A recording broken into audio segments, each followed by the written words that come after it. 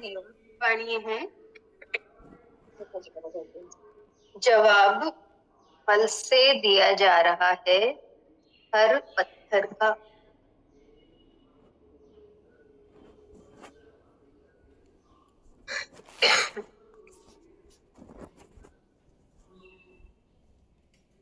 कहने का भाव यही,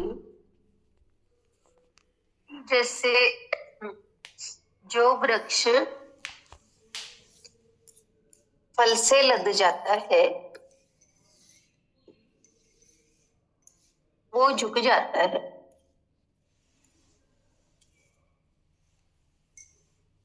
तो जिसके जीवन में ज्ञान आ गया उसी के जीवन में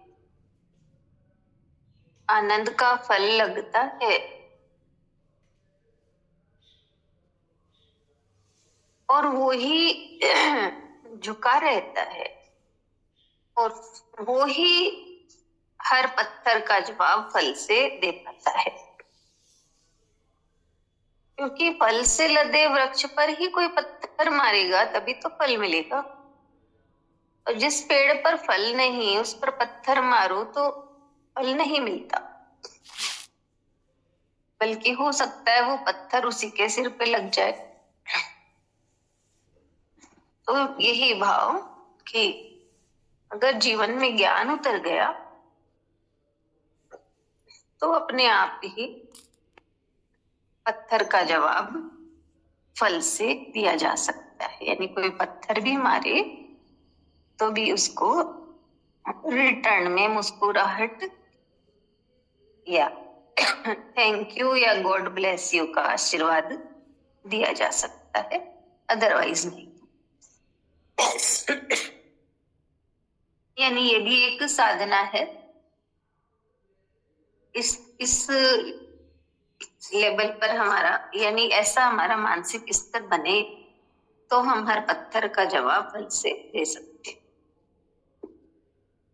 दूसरी है do not follow the majority, follow the right way.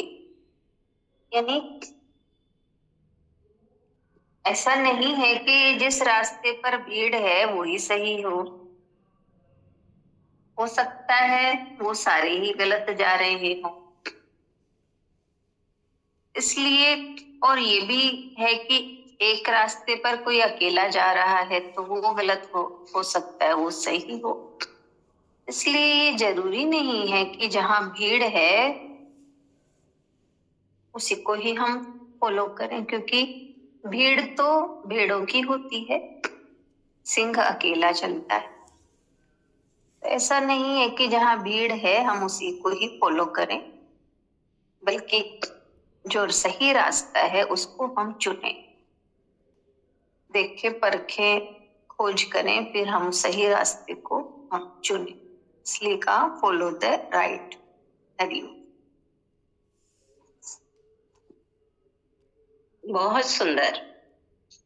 भीड़ भेड़ों की होती है, एक चलती है तो एक कुएं में गिरती है तो सारी कुएं में गिर जाती है, और सिंह जो होता है वो अकेला होता है। तो यानी जो सबसे अलग रहते हैं, करते हैं, चलते हैं, वे सिंह हैं, मजबूत हैं, ताकतवर हैं। ये नहीं सोचता सिंह कि लोग क्या कहेंगे। और जो भीड़ में जो सब कर रहे हैं वही करते हैं, वही वो सोचते हैं कि लोग क्या कहेंगे, तो वो लोगों की बातों में फंसे रहते हैं और अपना बेस्ट देना भूल जाते हैं।